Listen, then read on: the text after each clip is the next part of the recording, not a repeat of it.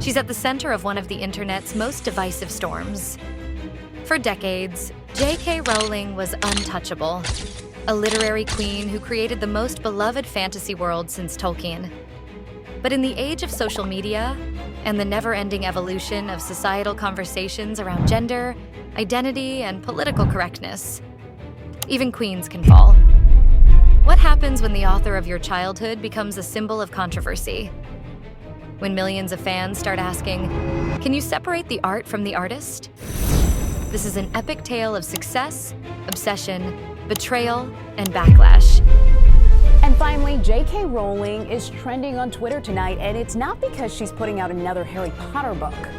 The author sparked some pretty fierce backlash after posting a message of support for a woman who was fired for saying people can't change their biological sex. From rock bottom to billion-dollar fame, and from adoration to canceled.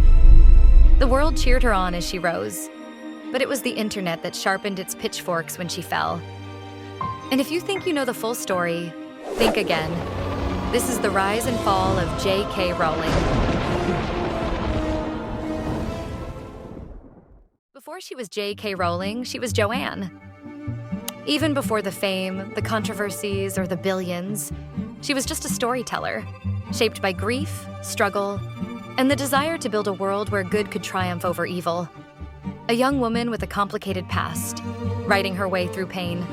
Born in Yate, England in 1965. A warm part of my story now. It's a big yawn to hear how I wrote it, as though it was all some sort of publicity stunt I did for a year. But it was my life, and it was very hard. And I didn't know there was going to be this fairy tale resolution. Joanne Rowling dreamed up stories from the time she was a child. But it wasn't magic that defined her early years. It was loss. Her mother, Anne, battled multiple sclerosis and passed away before Harry Potter ever hit the shelves. But we now know that she was showing signs, probably from when I was about 10 or 11. She would have odd losses of feeling in limbs, her balance actually was poor for a long time. She had a very virulent form of the illness, and at that time there were no drug treatments at all. They said, well, you've got multiple sclerosis, see you. That grief, it shaped everything she wrote. In her 20s, Rowling moved to Portugal to teach English. There, she met and married a man she later described as abusive. The relationship ended quickly, and Joanne returned to the UK, a single mother with a newborn daughter, living on welfare, writing in cafés, and clinging to a story about a boy wizard who didn't know he was famous. She began writing it in 1990 while riding a delayed train from Manchester to London, when the idea for Harry Potter simply fell into her head. And I suddenly thought, wizard school. And I got so excited about the idea. I just had to sit there for 4 hours and think. And loads of the characters that appear in the books came to me during that train journey. The writing process was long and emotional, grappling with grief after her mother's death and writing at night in cafes while her infant daughter slept beside her. It would take her 5 years to complete the first book. Every plot twist, every Horcrux, every death was sketched and planned long before readers ever opened the first page. She was rejected by 12 publishers. 12 people told her the story of Harry Potter would never sell. And then, like magic, Bloomsbury said yes. Her advance on the book? Just £1,500, about $2,300 at the time. A year later, Scholastic paid over $100,000 for the US rights. First of all, I got a phone call saying there's an auction going on in New York. And then an hour later, I got a phone call saying, telling me that Scholastic had won the auction, and for a six-figure amount. Scholastic's Arthur Levine had read just a sample chapter when he made the offer, beating out several major US publishers in a heated auction. The buzz around the book had already started snowballing, and Levine saw it immediately for what it was, the beginning of a cultural revolution. Arthur, I'm going to begin by taking you back in time briefly. Do you remember the very first book that you read that really hooked you as a reader? I have so many memories of books that I loved. as a little kid. I mean, I started young. My mother was a teacher, and we read all kinds of books, and, you know, Where the Wild Things Are came out when I was a little kid, right around the same age. And then I kind of grew into other books like Roald Dahl and James and the Giant Peach and Charlie and the Chocolate Factory. And I think it was maybe those books that I connected to when I was first reading Harry Potter and the Sorcerer's Stone. You know, I read that manuscript and I just thought, this is wonderful. This is just like that kind of book. And from there, the phenomenon caught fire. What started as one woman's passion project quickly snowballed into one of the most culturally significant stories ever told, rewriting publishing history and altering the course of modern imagination. Rereading Harry Potter for the first time as an adult. Sorcerer's Stone came out when I was 8, and that was a really long time ago. So there's something about Harry Potter that makes life richer. Like when things get really dark and times are really hard. From page 1, the boy with the lightning scar took the world by storm. With the release of Harry Potter and the Philosopher's Stone in 1997, Rowling unleashed a cultural phenomenon.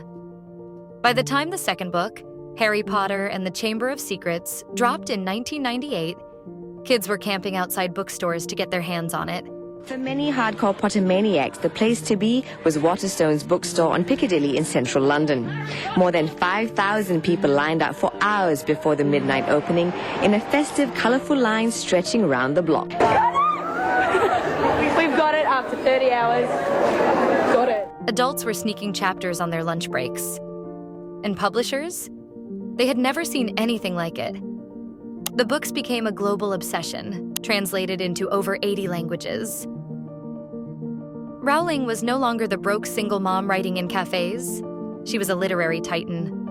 The books are fabulous! Thank you, thank you, thank you, J.K. Rowling. It must give you a wonderful feeling, Joe, to have finished such an incredible series of books. Hello, Joe. I've just returned from India, China, other countries during the course of the last year, and every young person I've met has been reading your books. So congratulations on your latest book. We're incredibly proud of what you've achieved.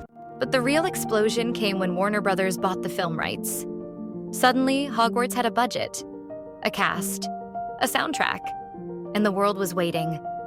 And those who didn't know the story yet were about to be drawn into a whole new world.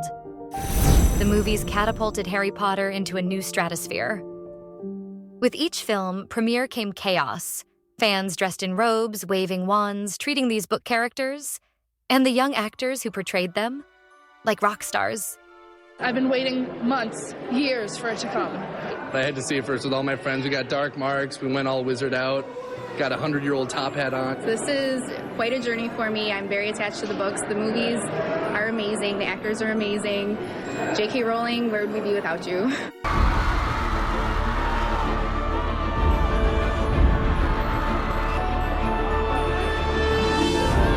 Fantastic, and it's so far not raining, which is amazing, which is a Harry Potter first. You know what? Every year London has the best turnout, the best fans. It's always the most exciting. This is my favorite. The franchise made billions. Theme parks followed. Merch flooded the market. Harry Potter wasn't just a story. It was a lifestyle, a brand, an empire.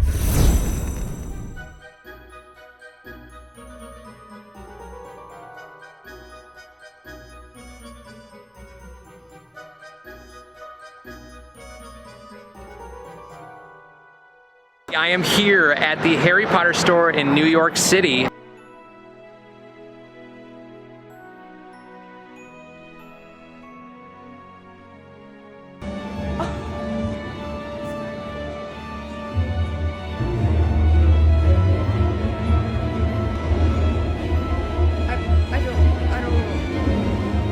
We're here at the Wizarding World of Harry Potter. I'm actually smiling so big. I'm really excited. We're in Diagon Alley. And at the center of it all, J.K. Rowling, the woman who dreamed it up, and now owned it. She had creative control and, most importantly, approval rights. She had made it. Millions of dollars were pouring in. Chapter 1. The Dark Lord ascending. The two men appeared out of nowhere, a few yards apart in the narrow, moonlit lane. For a second they stood quite still, wands directed at each other's chests. Then they stowed their wands beneath their cloaks and started walking briskly in the same direction.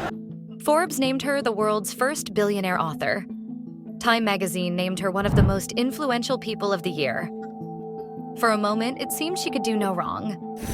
But even fairy tales have shadows, and Rowling's story was about to take a terrible turn. For over 2 decades, J.K. Rowling was universally admired.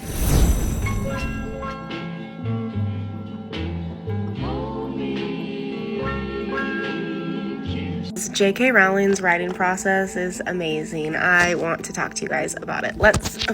I saw her organization and I was like, that is beautiful. I'm like trying to figure out how to get my own version of that, but as an Excel spreadsheet addict, I just absolutely adore her organizations. J.K. Rowling is a great writer. Legacy used to be built over years. Now in the digital era, it can crumble in seconds. Rowling learned that the moment she hit send on a tweet. Online, opinions eclipse accomplishments. And when Rowling added her voice to the firestorm, everything shifted. In June 2020, she posted a link to an article titled, "Creating a More Equal Post-COVID-19 World for People Who Menstruate." Her comment? People who menstruate. I'm sure there used to be a word for those people. It was meant as a quip, targeted at what Rowling saw as a growing erasure of the word woman in public discourse. But it lit a match. Critics said her words were transphobic. Fans who had grown up with Harry Potter, many of them part of the LGBTQ+ community, felt betrayed. But let's jump ahead to 2020. She was super upset when people called out that it is more than just women who menstruate. Yes, trans men also sometimes menstruate. It's important to be inclusive when we're talking about issues that affect more than just one community. This year, J.K. Rowling decided to tweet, "Only women menstruate." Not true. Many non-binary people, myself included, menstruate. Many trans men menstruate. Her comment is really transphobic. It erases the reality of so many people within society. In fact, not that this should matter to the argument, but there are so many cis women out there who don't menstruate for multiple reasons. There are also trans women who don't menstruate. The internet exploded. The hashtag JK Rowling is over party trended for days. J.K. Rowling, the author of fantasy fiction Harry Potter, quite popular. If you're still lost with that, I don't know how to help you. But anyways, the point is, she has been caught before in a hot mess for being transphobic, making transphobic comments on Twitter. But Rowling didn't walk it back. Instead, she doubled down, publishing a nearly 4,000-word essay defending her views, citing her own experiences with domestic abuse and concerns over gender identity legislation. She said she supported trans people, but also claimed the movement posed a threat to women's rights. Rowling argued that open discussion about sex and biology was being silenced, and that policy shifts around gender identity were happening too rapidly without public debate. She framed her stance as protective of vulnerable women, especially those in prisons, domestic violence shelters, and changing rooms, drawing a line she believed was grounded in concern, not hate. To some, it was thoughtful. To others, it was a dog whistle wrapped in victimhood. And on Book Talk, the backlash was instant. Hello, my name is Dr. Jessica Wilson. I'm a licensed clinical psychologist and certified gender specialist. As a professional in transgender healthcare, I feel it is my professional responsibility to address the essay recently written by J.K. Rowling. Educating children about transgender people does not turn them transgender, the same way educating children about sexual orientation doesn't turn them gay. Creators ripped her books from their shelves, some unhauled, some replaced her name with black tape. Others made entire videos about the heartbreak of loving a world created by someone who made them feel unsafe. Women's rights and girls' rights definitely need to be protected and fought for, of course. And 3, J.K. Rowling is perfectly entitled to like, support, and write whatever she wants. Freedom of speech should be protected. It wasn't just fans. Her own stars, Daniel Radcliffe, Emma Watson, and Rupert Grint, released statements affirming their support for trans people. Daniel Radcliffe wrote, "Transgender women are women," in an open letter for the Trevor Project, adding, I feel compelled to say something at this moment. Emma Watson tweeted, "Trans people are who they say they are and deserve to live their lives without being constantly questioned or told they aren't who they say they are." Rupert Grint added in a separate statement, "I firmly stand with the trans community and echo the sentiments expressed by many of my peers. Trans women are women. Trans men are men." The author who had once united a generation had now divided it. Is it possible to stand up for your own identity and still cause harm without meaning to? When does advocacy become harmful? And who gets to decide? Can two truths exist at once? What once felt like a shared cultural home had become a battleground of ethics, identity, and loyalty, forcing millions to reckon with the stories they loved and the woman who wrote them. So where does that leave J.K. Rowling today? She didn't run away. She's still writing, still publishing, still speaking. Despite the backlash, she hasn't stepped back from the spotlight. Instead, she's leaned into it. Through her books, public essays, and media appearances, Rowling continues to assert her beliefs, shape narratives, and expand her work. For her supporters, it's proof of her resilience. Can't keep my hands to myself. I mean, I could, but why would I want to? There is tons of research and movies about this. Spotlight with Mark Ruffalo and Rachel McAdams was an Oscar-winning movie about the discovery of Catholic priests abusing little children. What I don't see movies about are men pretending to be women and exploiting that to abuse women. And at the end of the day, nothing that J.K. Rowling has ever done has been hateful to the trans community. She is simply expressing her concern for women. You don't like J.K. Rowling, so you're upset that I have an entire library. Half of my library is Harry Potter books, right? Like, that's what we're upset about. So what exactly do you expect me to do? Like, that's a serious question. Do you expect me to get rid of all of these books? I read them multiple times a year. And then as I grew older, I read them once a year. I watched movie series probably a couple times a year. Like, what exactly? My dog's name is Ronald, and my Frenchie's is Luna. Will you are, I'm sorry, y'all are never gonna get me on the Harry Potter hating side. It ain't gonna happen for me. For her critics, it's a sign she's still wielding influence in all the wrong ways. Under her Robert Galbraith pseudonym, she continues to release Cormoran Strike thrillers, dense, detailed, and full of veiled commentary. The latest?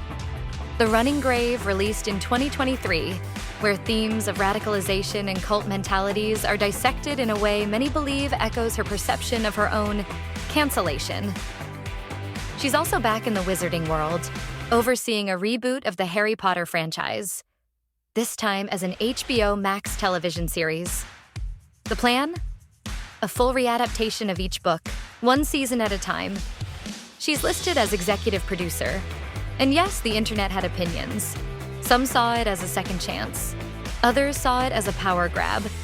Rowling retaking control of a narrative she feels she lost. In interviews, she remains defiant. She says she won't be bullied out of her beliefs, that she speaks for women's rights, that the backlash only proves her point, that there's a growing intolerance for those who question the mainstream narrative around sex and gender. She has stated, "I've had a huge amount of abuse for speaking up, but that doesn't mean what I'm saying isn't true." To critics, it's ego. To supporters, it's courage. A refusal to be silenced, no matter the cost. But legacy isn't decided by the loudest voice. It's shaped by time, by memory, by what survives. And Harry Potter? It's still here, still selling, still influencing. Professor, is this all real? Or is it just happening inside my head? Of course it's happening inside your head, Harry. Why should that mean that it's not real? The books continue to line store shelves. New editions are released each year, and TikTok is flooded with nostalgic rereads, themed tattoos, and Hogwarts-inspired aesthetics. Hello and welcome back to Harry Potter Reread Trivia, in which I ask you 5 questions from this book that you would only know if you've read it 10, 30, or 50 times.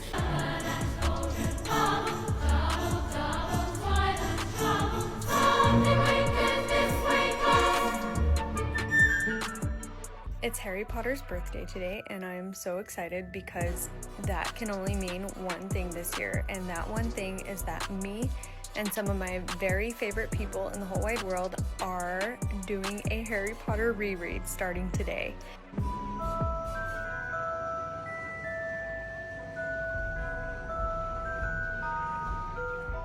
Even in controversy, the wizarding world she created remains.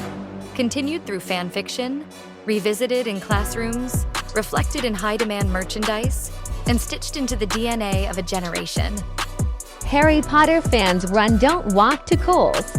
They actually have pretty cute merch. Oh my gosh, Mom, look, I'm going to Hogwarts. Got my collectibles won every $30 spent.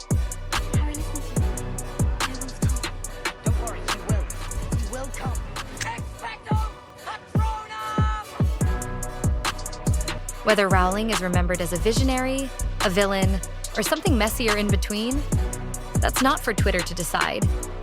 That's history's job, and it's still being written. This is the kind of binge you won't regret. Subscribe now and relive the rise, the fall, and the literary chaos. Already addicted? The Frida McFadden story is next. And trust us, that plot twist hits different.